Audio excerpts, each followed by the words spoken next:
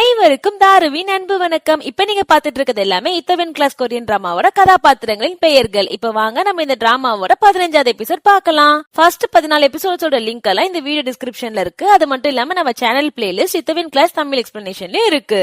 இப்ப ராய் அடிபட்டு இருக்காரு. ராகுல் பாத்தீங்கன்னா ரொம்ப பயப்படுறான். ஏன்னா அவர் சுத்தி பயங்கரமான ஆளுங்களா இருக்காங்க. குறிப்பா கௌதம் வேற. இவன் சாக்கிக்கு அப்படி இவங்களுக்கு தெரியாம கால் பண்ணிடுறான். சாக்கி போன் எடுக்கிறான் பாருங்க. இவன் கத்துறான், ராகுல் அண்ணா ராய்க்கு ரொம்ப அடிபட்டுருச்சு, இவங்க எல்லாரும் சேர்ந்து ஜோவை கடத்திருக்காங்க, எப்படியாவது எங்களை காப்பாத்துங்கன்னா, நாங்க எங்க இருக்கோம்னா அப்படின்னு சொல்ல வரான் பாருங்க. அதுக்குள்ளயும் கௌதம் அந்த போனை உடைச்சு போட்டு ராகுலையும் அடிச்சிடுறாங்க. இப்ப இந்த எல்லா விஷயமும் சாக்கிக்கு தெரிஞ்சு போகுது. இப்ப ராய பாத்தீங்கன்னா ஹாஸ்பிட்டல்ல சேர்க்கிறாங்க. சாக்கி ராணி எல்லாம் பயங்கரமா அழுகுறாங்க. அந்த நியூஸ் அப்படி எல்லாருக்கும் போயிடுது. இந்த மாதிரி ஐசி கம்பெனியோட ஓனருக்கு இந்த மாதிரி அடிபட்டுருச்சுங்கிற மாதிரி. அதே சமயத்துல இந்த நியூஸ் எல்லாமே மீனாக்கும் அந்த போலீஸ்காரருக்கும் தெரிஞ்சு போயிடுது. அவங்க ரொம்ப ஃபீல் பண்றாங்க. இப்ப எல்லாருமே சோனா, மீனா, ராணி, சாக்கி அப்புறம் அந்த போலீஸ்கார் எல்லாருமே வெளியே வெயிட் பண்ணிட்டு இருக்காங்க. ஹீரோக்கு ஆபரேஷன் நடந்துகிட்டு இருக்கு. சாக்கி அந்த போலீஸ்கார கிட்ட சொல்லிடுறான், இவங்க நினைச்சிட்டு இருக்காங்க ஜோ எங்கேயோ இருக்கான்னு, ஆனா அவளை கடத்தி இருக்காங்க, அது இவங்களுக்கே தெரியாது, நம்ம எப்படியாவது அவளை காப்பாத்தி ஆகணும் அப்படிங்கிற மாதிரி போலீஸ்காரர் கிட்ட சாக்கி சொல்லிட்டு இருக்கான் எல்லாமே.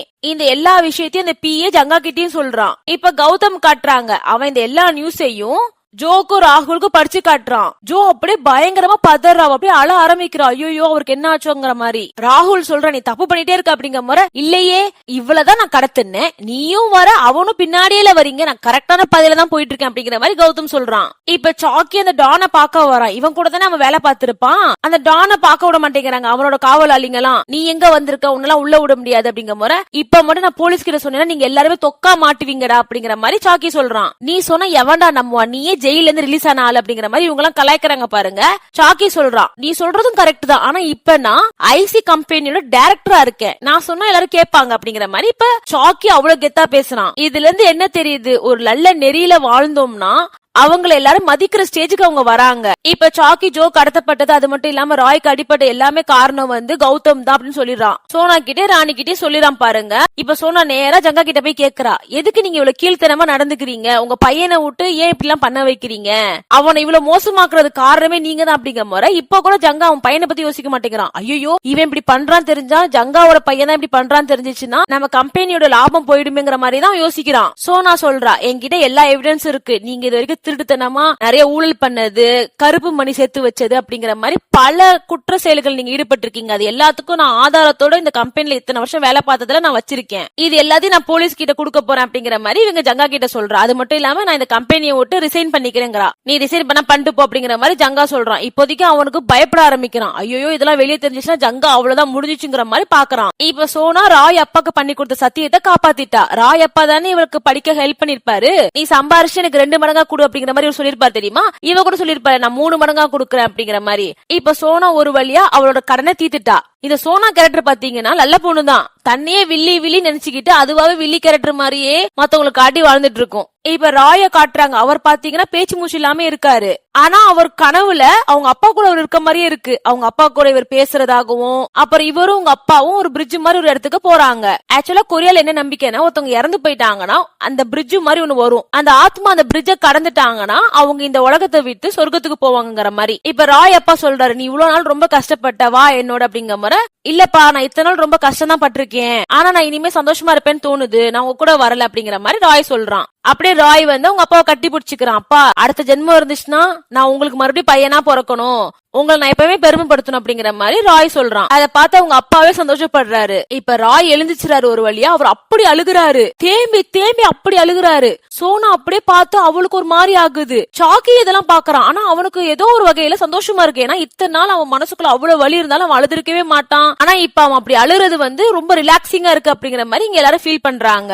இப்ப ஜங்கா கௌதம் கால் பண்ணிட்டே, என்னடா பண்ணிக்கிட்டு இருக்க நீ அப்படிங்கிற மாதிரி கேக்குறான் பாருங்க. வேற என்னப்பா பண்றேன், நான் இப்ப முடிவு கட்டி அவன் ஒண்ணு அவன் இருக்கணும், இல்ல நான் இந்த உலகத்துல இருக்கணும், நான் இங்க ஆள் இல்லாத ஒரு ஃபேக்டரியில இருக்கிறேன் அப்படிங்கிற மாதிரி அந்த அட்ரஸையும் சொல்றான். ஆனா நான் விடுறதா இல்ல, அவனுக்கு நான் ஒரு முடிவு கட்டி ஆகணும், அப்பதான் ஜங்கா நிம்மதியா இருக்க முடியும், நீங்க நிம்மதியா இருக்க முடியும் அப்படிங்கிற மாதிரி கௌதம் சொல்றான். இப்ப கௌதம் கதவு திறக்கிறான் பாருங்க. ஜோவியும் ராகுலையும் பாக்குறதுக்காக அப்படியே கட்டையிலே ஒண்ணு வைக்கிறாங்க கௌதம்க்கு. அவன் அப்படியே மயக்கப்பட்டு கீழே விழுந்துறான் பாருங்க. ராகுல் சொல்றான் வா போலாம் போலாங்க முறை. ஜோ போக மாட்டேங்கிறா. நம்ம இப்பயே இவனை கொன்றுவோம், இவனால எப்படி இருந்தாலும் நம்ம பாஸுக்கு பிரச்சனை வந்துதான் ஆகும் அப்படிங்கிற மாதிரி. இவ இந்த இடத்துல கூட பாருங்களேன் இவளோட லவ் எப்படி இருக்கு அப்படின்னு. பேசாம வா நீ அப்படிங்கிற மாதிரி ராகுல் இழுத்துட்டு போயிடுறான். இப்ப எங்க ராய் பாத்தீங்கன்னா அவர் கிளம்பி வெளியே வந்துட்டு இருக்காரு ஜோவை காப்பாத்துறதுக்காக. சோனா தடுக்கிறா. போகாத, நீ எதுக்கு போற, நீ செத்து போயிருவாடா இப்ப போனா இந்த நிலைமையில அப்படிங்கிற மாதிரி கத்துறா பாருங்க. இல்ல நான் ஜோவை காப்பாத்தி ஆகணும் அப்படிங்கிற மாதிரி ராய் சொல்றாரு. நான் ஜோவை ரொம்ப காதலிக்கிறேன் அப்படின்னு சோனா கிட்ட சொல்லிடுறாரு பாருங்க. சோனா அப்படியே அழுறா. டேய் முட்டாள், இங்க இருக்க எல்லாருக்குமே தெரியும் நீ அவளதான் ரொம்ப நாளா லவ் பண்ற, ஆனா உனக்கே இப்பதான் தெரியுது அப்படிங்கிற மாதிரி சோனா சொல்றா. இருந்தாலும் நீ போகாத, உனக்கு ரொம்ப ஆபத்து அப்படிங்கிற மாதிரி சோனா சொல்றா பாருங்க. ராய் சொல்றாரு நான் போறது சாகிறதுக்காக போகல, நான் வாழ்றதுக்காக போறேன், அவதான் என் வாழ்க்கை அப்படிங்கிற மாதிரி ராய் சொல்றாரு. இப்ப சாக்கிய கூட்டிட்டு ராய் போறாரு. நம்ம போற இடம் இப்ப எப்படிப்பட்ட இடம் எனக்கு தெரியாது, ஆனா கண்டிப்பா நம்ம உயிருக்கு ரொம்ப ரொம்ப ஆபத்து இருக்கு, ஆனாலும் நீ என் கூட வரணும்னு நான் நினைக்கிறேன் அப்படிங்கிற மாதிரி ராய் சொல்றாரு பாருங்க சாக்கி கிட்ட. மச்சான் வாடா போலாம் பாத்துக்கலாம் அப்படிங்கிற மாதிரி சாக்கி சொல்றான். கௌதம் ராய்க்கு மெசேஜ் பண்றான் எங்க அப்பாக்கு நான் எங்க இருக்கேன்னு தெரியும் அப்படிங்கிற மாதிரி. இப்ப ராயும் சாக்கியும் நேரா ஜங்காவை பார்க்க போறாங்க. ஜங்கா பாத்தீங்கன்னா இங்க அவன் வாழ்க்கையை யோசிச்சுட்டு இருக்கான். நம்ம எதுக்காக இந்த கம்பெனியை தொடங்கணும், நம்ம குடும்பம் சாப்பிடணும் அப்படிங்கறதுக்காக தானே. ஆனா நம்ம என்ன பண்ணிக்கிட்டு இருக்கோம், நம்ம சொந்த பையனே நம்ம விட்டுட்டோம் அப்படின்னு யோசிச்சுட்டு இருக்கான் பாருங்க. கரெக்டா அந்த இடத்துக்கு ராயும் சாக்கியும் வந்துடுறாங்க. ராய பார்த்த இவன் பாறை, இவனை கிட்டத்தட்ட 15 வருஷம் ஆச்சு, ஆனா இவனுக்குள்ள இருக்க பகை போகல. இப்ப எனக்கு நேரா வந்து நிக்கிற அளவுக்கு இவன் பெரிய ஆள் ஆயிட்டான் அப்படிங்கிற மாதிரி இவன் பாத்துட்டு இருக்கான். ராய் எங்க ஜோ சொல்லுங்க அப்படிங்கிற முறை ஜங்கா சொல்றான் என் கால்ல வேணா நீ விழு, நான் அப்புறம் சொல்றேன் அப்படிங்கிற மாதிரி சொல்றான் பாருங்க. சாக்கி செம டென்ஷன் ஆயிடுறான் ஜங்காவை பார்த்து. உனக்கு அறிவு இருக்கா, உன் வயசுக்கு தகுந்த மாதிரி நீ நடந்துக்கிறியா, உன் பையன் ஒரு பொண்ணை கடத்தி வச்சிருக்காங்கிறோம் அப்படிங்கிற மாதிரி கத்துறான் பாருங்க. ராய் தடுக்கிறான். இவ்வளவு நாள் எவ்வளவோ பிரச்சனை வந்திருக்கும் ராய்க்கும் ஜங்காக்கும். ராய்க்கும் ஜங்காக்கும் பாத்தீங்கன்னா இந்த முட்டி போடுற விஷயங்கிறது அவ்வளவு பிரஸ்டீஜான ஒரு விஷயம் ரெண்டு பேருக்குமே. ராய் ஸ்கூல் படிக்கும் போது முட்டி போட்டுருந்தா எல்லா பிரச்சனையும் முடிஞ்சிருக்கும், இவன் வாழ்க்கை இப்ப வேற மாதிரி இருந்திருக்கும். ஆனா அப்ப அவன் முட்டி போடல, ஏன்னா அவன் செய்யாத தப்புனால. அப்புறம் இவனை ஜெயில வைக்க போற கூட ஜங்கா சொல்லுவான் நீ முட்டி போடு, நான் ஜெயில இருந்து ரிலீஸ் பண்ணுவேன் அப்படிங்கிற போற கூட அப்பயும் முட்டி போட மாட்டாரு. பயங்கர டென்ஷன் ஆவார் ராய். இப்படி அவர்கிட்ட ஒண்ணுமே இல்லாத நிலைமையில கூட ராய் முட்டி போடல. ஆனா அவர் இப்ப எதையுமே யோசிக்கல, அப்படியே முட்டி போடுறாரு. ஜங்கா முன்னாடி இப்ப ராய் மண்டிட்டு இருக்காரு. ஏன்னா ராய் இப்ப ஒரு டைம் இல்ல 1000 டைம் கூட முட்டி போட தயாரா இருக்காரு. ஏன்னா அதனால ஒரு உயிர் காப்பாற்றப்படணும், அதுவும் இவரோட லவ்வரு. சாக்கி செம்ம ஷாக் ஆயிரா அதை பார்த்து. ஜங்காக்கு அப்படியே ஆனந்தம், அவன் வாழ்க்கையில ஏதோ பெருசா சாதிச்சிட்ட மாதிரி ஒரு திமிரு. ஏன்னா இத்தனை வருஷம் அவனால முட்டி போட வைக்க முடியல. ஆனா ராய் இப்ப அதை பத்தி எதையுமே யோசிக்கல, அவருக்கு எப்படியாவது ஜோவை காப்பாத்தியே ஆகணும். இந்த வீடியோக்கு லைக் அண்ட் கமெண்ட்ஸ் பண்ணுங்க, நம்ம சேனலை சப்ஸ்கிரைப் பண்ணிக்கோங்க. ஏன்னா ஒரு வீடியோவும் நான் எடிட் பண்ணி போடுறதுக்கு கிட்டத்தட்ட ஒரு 7 இருந்து 8 மணி நேரம் ஆகுது. அவ்வளவு கஷ்டப்படுற எனக்கு நீங்க ஒரு லைக் கமெண்ட்ஸ் சப்ஸ்கிரைப் பண்ணீங்கன்னா ரொம்ப ரொம்ப சப்போர்ட்டா இருக்கும். இதோட கடைசி எபிசோட், அதாவது கிளைமேக்ஸ் நான் கூடிய சீக்கிரம் போட்டுருவேன் நம்ம சேனல்ல. அந்த வீடியோ நான் அப்லோட் பண்ணோடனே உங்களுக்கு உடனே நோட்டிபிகேஷன் வரணும்னா நம்ம சேனலை சீக்கிரம் சப்ஸ்கிரைப் பண்ணிக்கோங்க, மறக்காதீங்க. நம்ம சேனல்ல இந்த சீரிஸ் மட்டும் இல்லாம வெல்கம் டு சாம் டெல்ரி, மேரி மை ஹஸ்பண்ட், அப்புறம் புதுசா ஒரு பேய் சீரிஸான மிட் நைட் ஸ்டுடியோ ஓடிக்கிட்டு இருக்கு, அதுவும் நீங்க பார்க்கலாம். நன்றி, பை.